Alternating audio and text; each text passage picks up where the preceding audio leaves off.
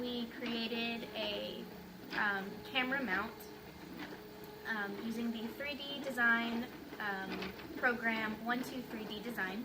And then once that 3D design was finished, we had the design exported into G-code, which is then put into the 3D printing software. You can see.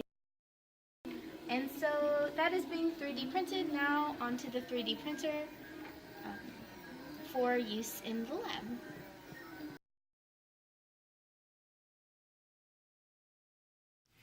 So I'm making an LED nightlight control with a light sensor.